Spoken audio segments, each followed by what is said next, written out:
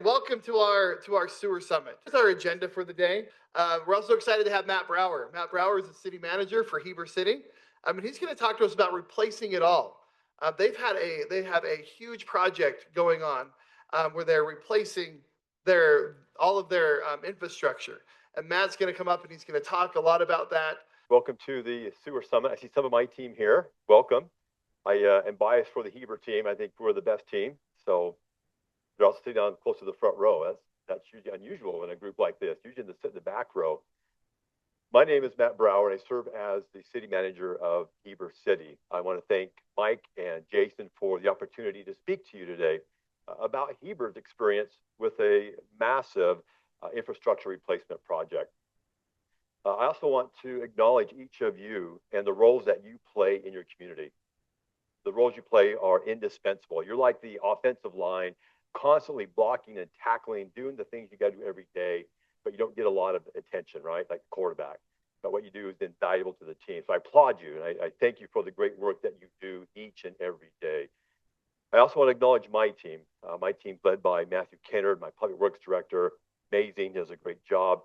He's got an amazing team. Several are here today, and they do great work. And you're going to see by the project I share with you that they not only had to play a big role in this project, but continue with doing all the things they have to do every day to keep the systems up and running. So how many of you know this guy? Dirty Jobs. That's right. This is Mike Rowe. He made a living out of a TV series called Dirty Jobs. How many of you have seen that series? Most of you? It's a fun series. The notion behind it is that he would find the dirtiest jobs, and then he would spend 2 or 3 days doing that job and filming his experience doing the job. It was quite a lot of fun learning about them and all the important jobs that are so important to our community and our quality of life. I think Mike would have had some interest in our job with what we did. I'll share more about that in just a moment. So let me kind of set the stage or tee it up. What I'm going to talk about is Central Heber's water and sewer line replacement project, 6-year, $49 million project, encompassed the replacement of water lines, sewer lines, pressurized irrigation lines, the addition of fiber lines, and then reconstructing the roadways where we tore them up to install the infrastructure. This was a Herculean lift, and we are close to completing phase one. This is one of the pictures I'm sharing with you. Of course, it was a lot of trench work. It was a lot of utility work, a lot of dirty work. Here's some additional pictures. This is trench work down one of our roads. We had a lot of snow, obviously, where we live. Again, it was a dirty job. A lot of the roads were torn up for big parts of the year, making residents sometimes very upset because we didn't get to pave them as often as we'd have liked. And again, just a couple other pictures. And again, I think Mike Rowe would have loved this project and maybe would have done a series on it. So to share with you the context. So Central Heber, the picture on the left that shows the pink outline is the city's jurisdictional limits today. And I've got it circled there in red, the center part of town. The picture on the right that says 1963 is essentially Central Heber. That's the area I'm talking about. If you drive through Heber, it's on the east side of the Highway 40, it's on the west side. It encompasses about 120 blocks. And this part of town goes back 100 years. And so the infrastructure has been there a long time, and it's very, very old. As I mentioned, we will finish phase one of the project in October, and we will be halfway. We still have another side of the town to do. Hopefully we'll get some rest, though, and worry about it maybe a little bit later, right? So what I'm going to do is talk to you about Heber's big dirty problem. I'm going to tell you about why we solved the problem and why we had to chew off such a big project. I'm going to tell you about the scoping of the project, the data gathering, the analysis we did to determine the scope of the project and why we did what we did.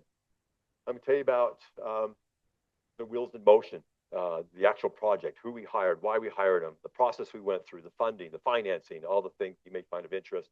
And of course, I'll share with you some lessons learned. So Heber's big dirty problem.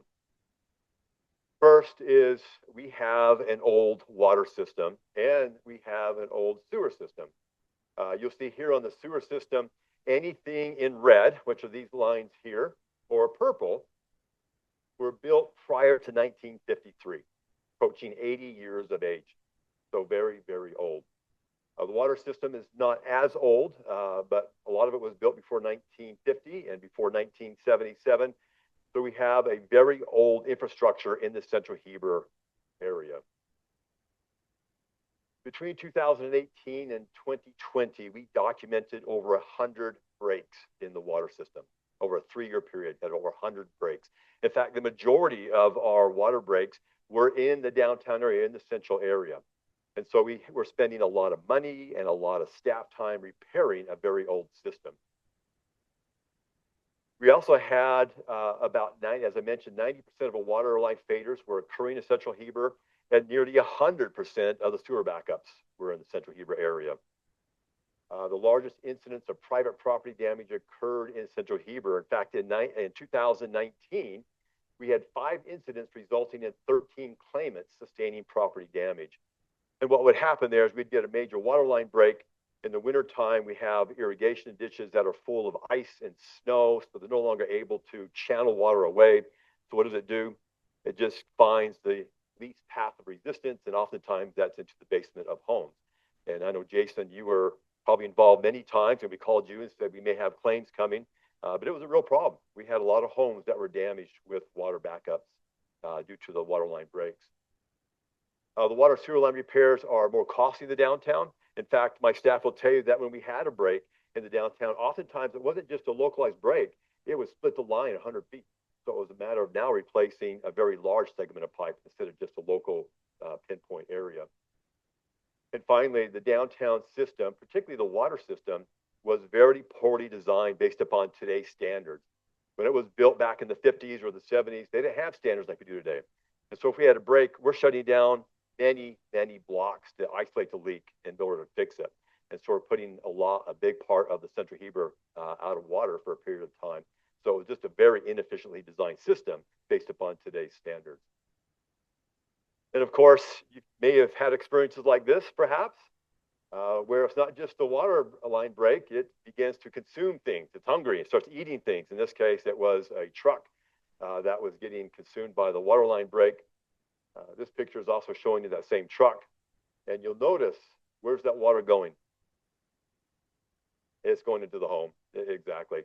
And the other thing that compounds our issue downtown is we don't have urban gutters. So it's not channeling it away, it's simply going to the least path of resistance.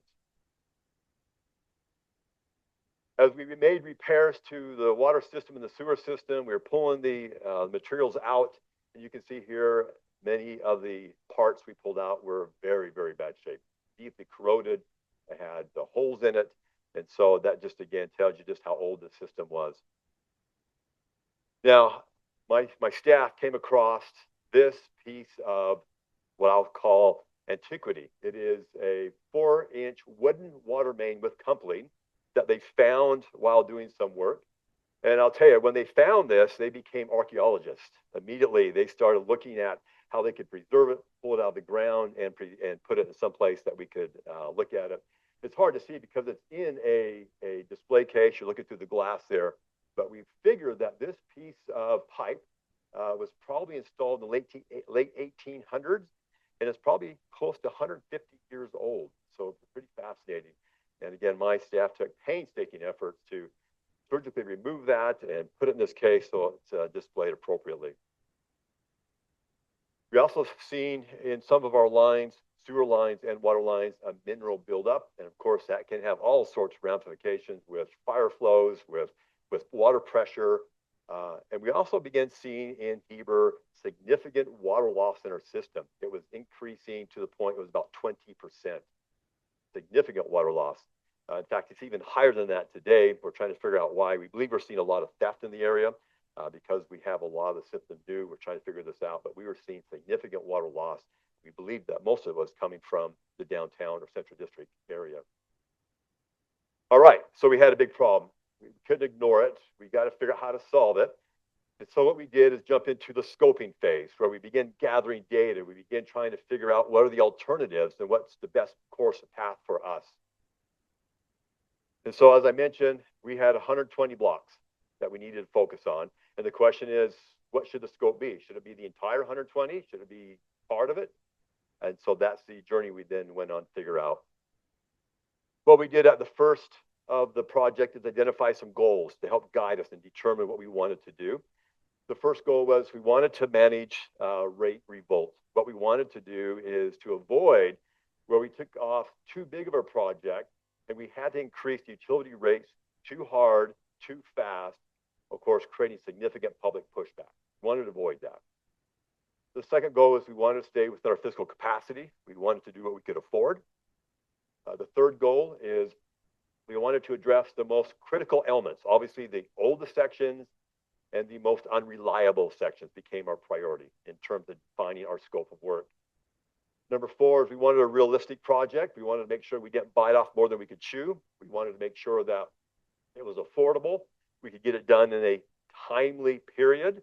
Of course, that's relative. And it was supported by the public, and we could manage uncertainty to the extent that we possibly could. So the data collection, here's some of the data we looked at. First, we met with contractors. We met with contractors. We drove down to Utah County. We met with some in Salt Lake County, trying to understand how they would approach this project. Would they use 2 contractors or 3 contractors or just one with multiple subs? How would they approach it in phasing? How would they do the purchase of the materials? These meetings were invaluable to us as we tried to figure out how the contractor would look at this project and their needs and their responsibilities. Invaluable. If you have a project like this, I would strongly urge you to meet with the contractors first to get some heads up as to what they might suggest for you. We then, of course, assess the age of our system. As I mentioned, a lot of our sewer system is older than 1950, approaching 80 years of age. So we recognize that the sewer and water systems on the east side of town were a bit older than that on the west side of town.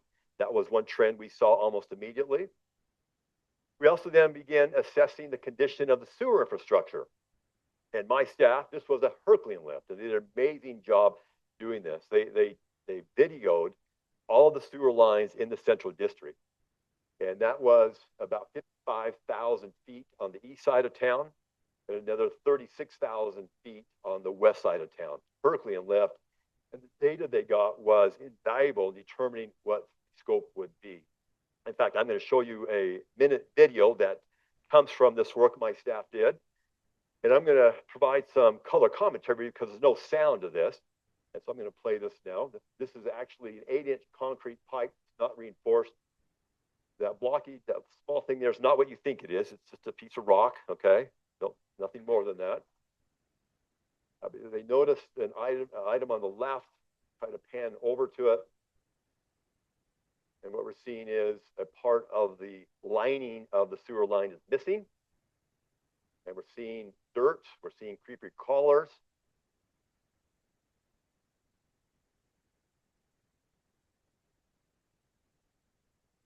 And so you can see the video played a critical role in helping us define what sections of pipe we're going to replace first.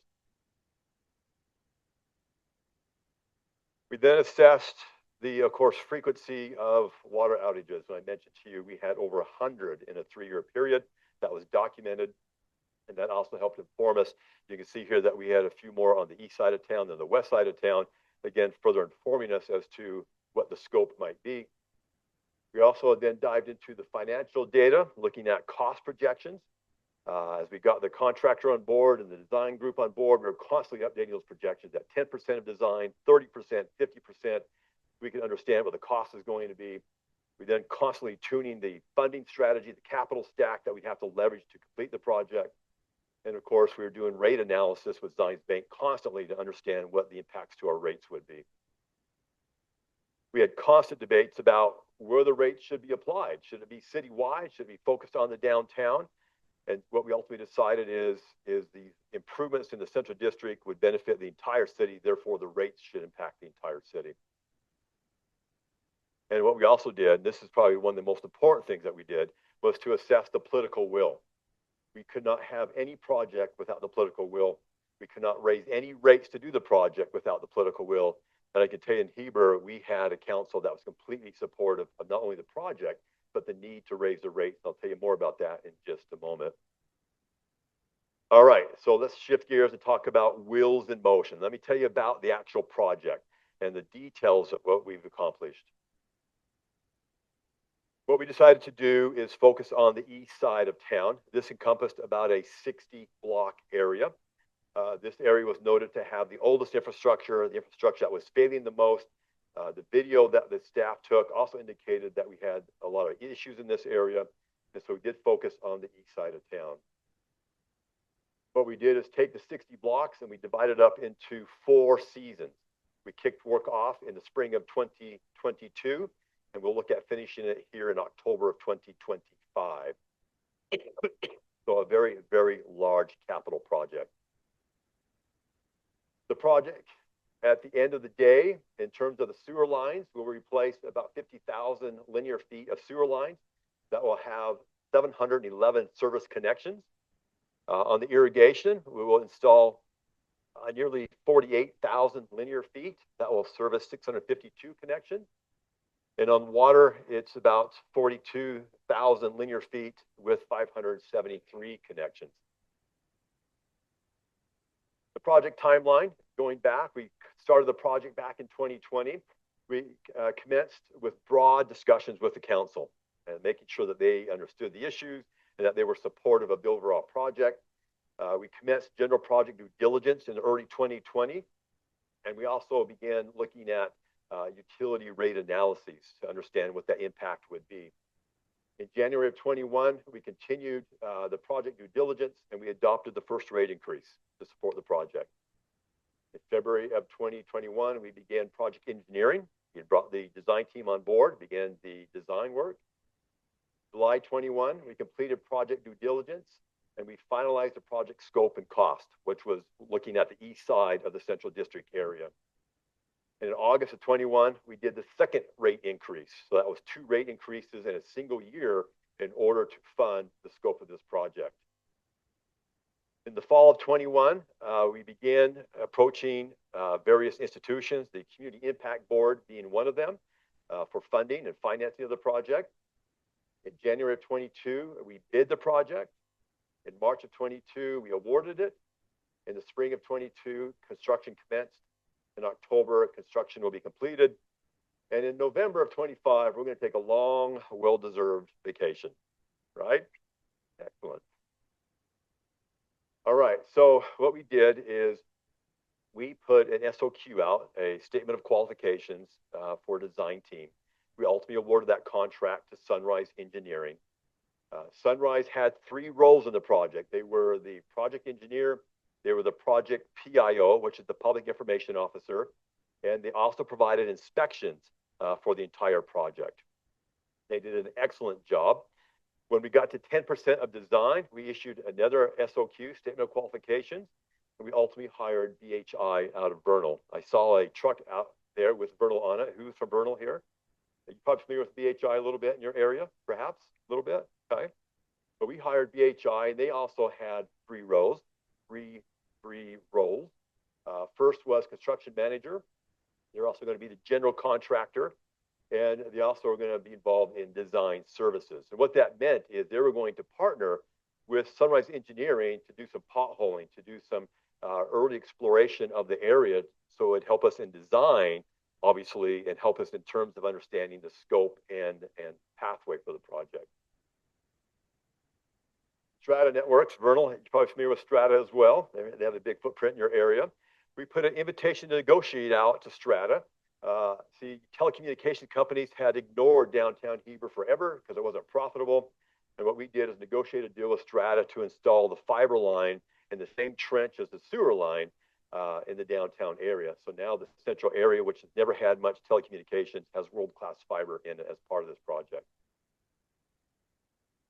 So the procurement process, as I mentioned, we started this thing in 2020. What was going on in 2020? COVID. Yes, and it played a big role for this project. It early, if you remember, COVID settled in March of 2020, and we were well into the due diligence phase.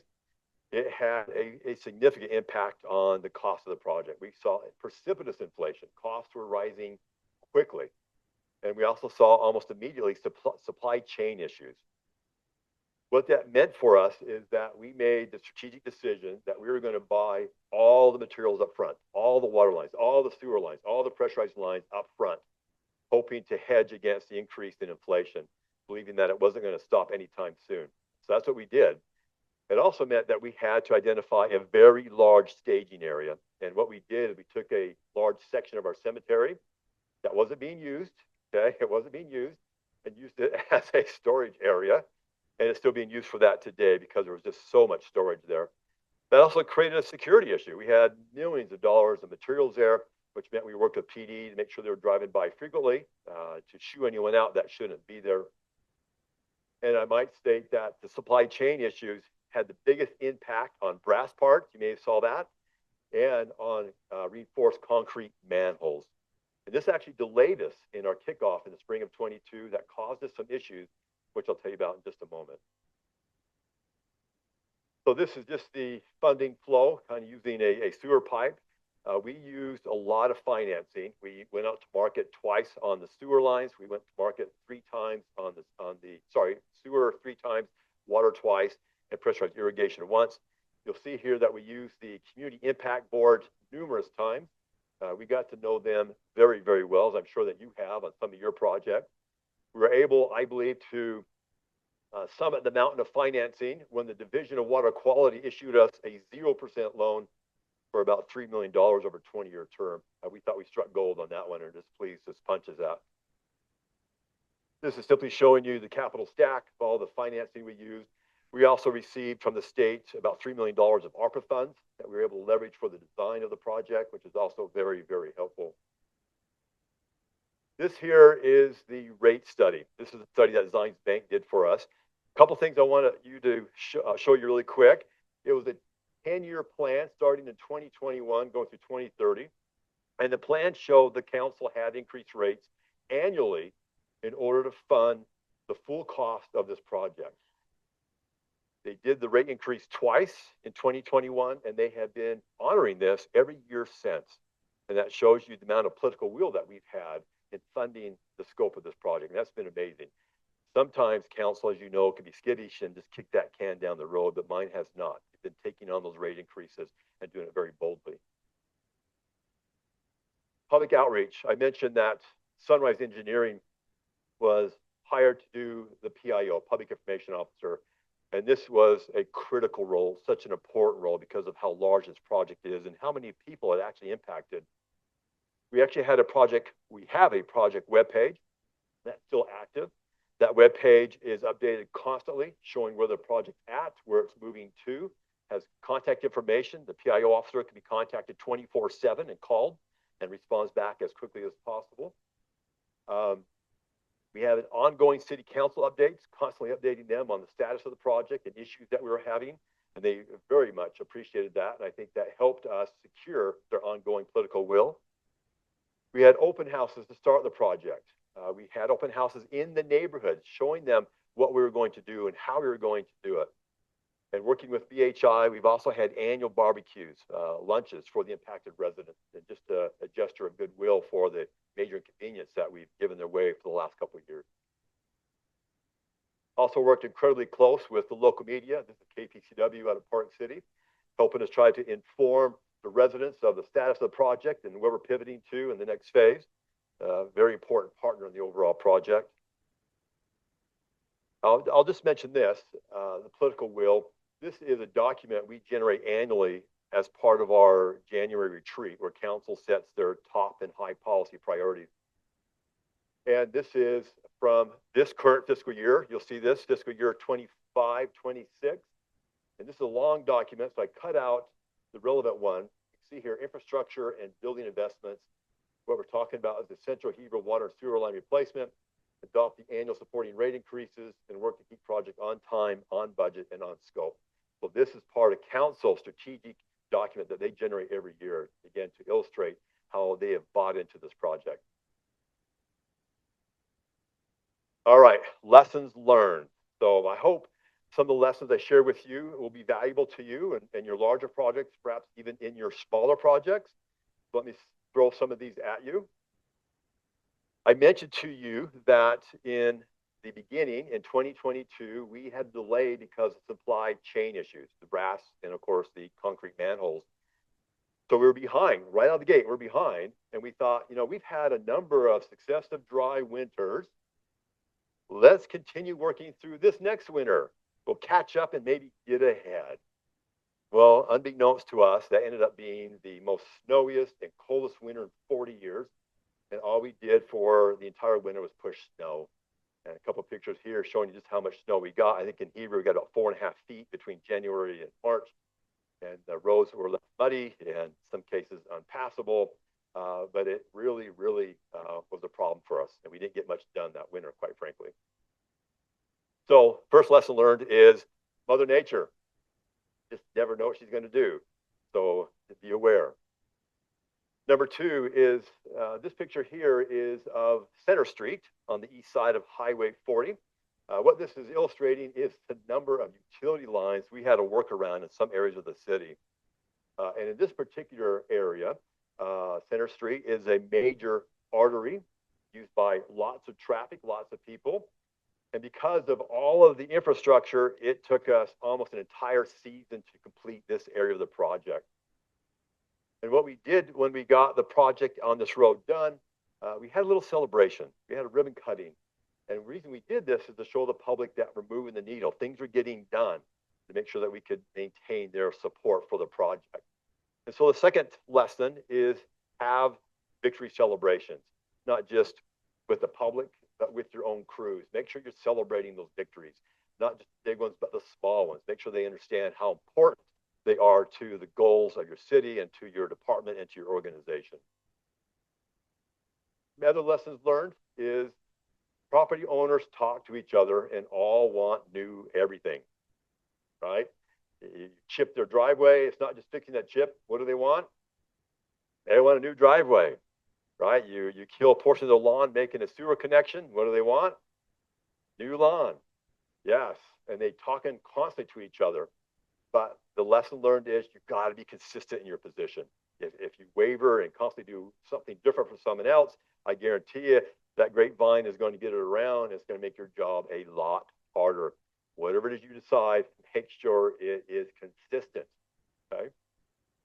Third is ongoing project meetings. Since the spring of 2022, we've had ongoing weekly project meetings with the contractor, with the design team, with the PIO. Critical to maintain these meetings. Why? It is such a large project that we had to maintain relationships, we have to maintain communications, and we have to constantly problem solve. We couldn't delay problems. We had to solve them head on. And so make sure that in your projects, both big projects and small projects, you have project meetings and you're communicating directly, candidly, and honestly. Some other ones, the quality of the engineering and general contractor, oh my gosh, I can't say this enough.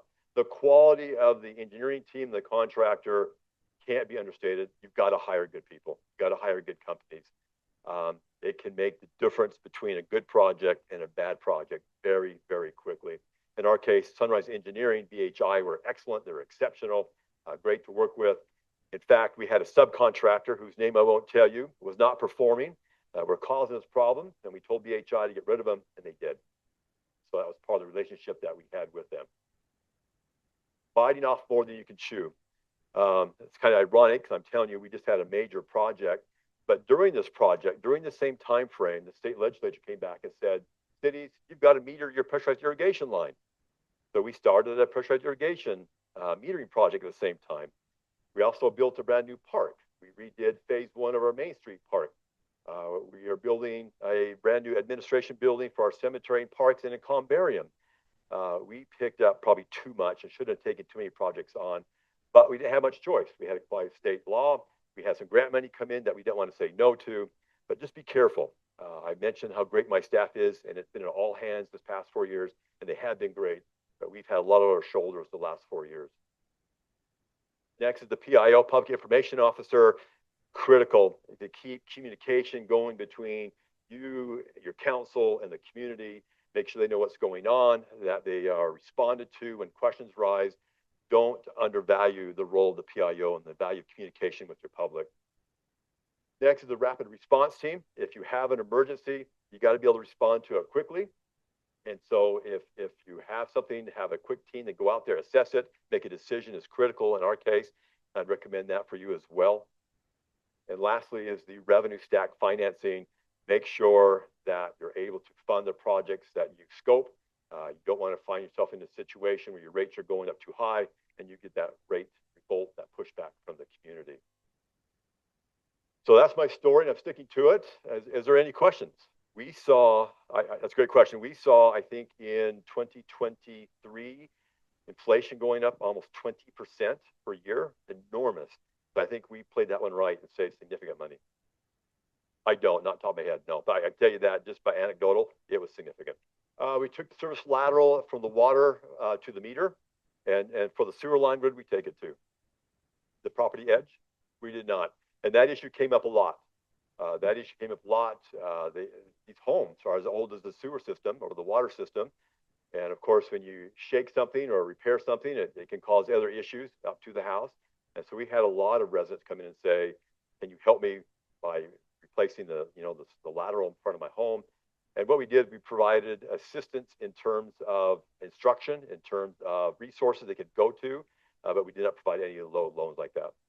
Sewer guys, we don't. All right. So sewer, what did you find on sewer? It's concrete mostly. Concrete. I remember it was white in color. It was thinner in color. Probably. Yep. Other questions? So did you have to do anything with storm drain? We did. What we did in many cases, they have to replace old culverts that were in the way or just dilapidated. In some cases, we had to put some new curb and gutter in where there wasn't before. But this really wasn't a storm drain project, but we did have to deal with it, obviously, when we're tearing the entire road up. But it wasn't a big storm drain project. So follow up on that, was that part of the planning, or did that come later? The last part is going to be able to do this on budget. Let me take the last part of that. Yes, ironically. We believe that we will do this on budget. We believe that we'll finish in October of this year, so we'll be on time. And the scope has been a little bit, we've had to change a few things. We actually had to go to the west side and take care of a belly. So we actually went over there and took care of a belly. And so the scope did increase a little bit. And what was the first question? So was part of the storm drain repairs, was that part of the scope, or that just something new? Yeah, so during the design phase, we identified, to the extent we could, the culverts and the storm drains that would have to be replaced or repaired because of the trenching. And we caught most of those. I think we did a pretty good job catching most. Obviously, there were probably some we missed, but we did a pretty good job of catching it. Oh, that's a great question. So I would say 90%, 95% was trenching and replacing. However, right now, we are lining a section that it goes between some businesses, so it's mid-block, running north-south, and we realize it's going to be too costly to dig the parking lots up and everything that's in that area, so we are lining it. In fact, it's going on right now. I had a question. You chose to go the increased rate route, maybe bonding. What decision-making process on it? Jason, the increased rate was necessary to cover the bonding costs, the principal and interest. And so the rates were critical in order for us to get the CIB, Community Impact Board, or the private placement banks to issue the debt. They wanted to know that we had the will to increase the debt and that we had a plan to increase the debt. And that was very helpful to us in securing the debt that we needed. You know, not a lot, actually, not a lot. You know, it's funny, as a city manager, you know, when you increase golf fees or landing fees at the airport, you get a room jammed with people. You know, when you increase property taxes, you might get a few people there, but you get a lot of pushback on it. Surprisingly, I think a lot of that is we did a good job at getting information out. And I think the community understood just how old this system is, just how often it's being repaired, and understood that it needed to be paid for and had to be through rates. All right, again, it's an honor being here. Thank you for your great work. My team is amazing. Thank you for your great work, and hopefully I'll see you around. Thank you.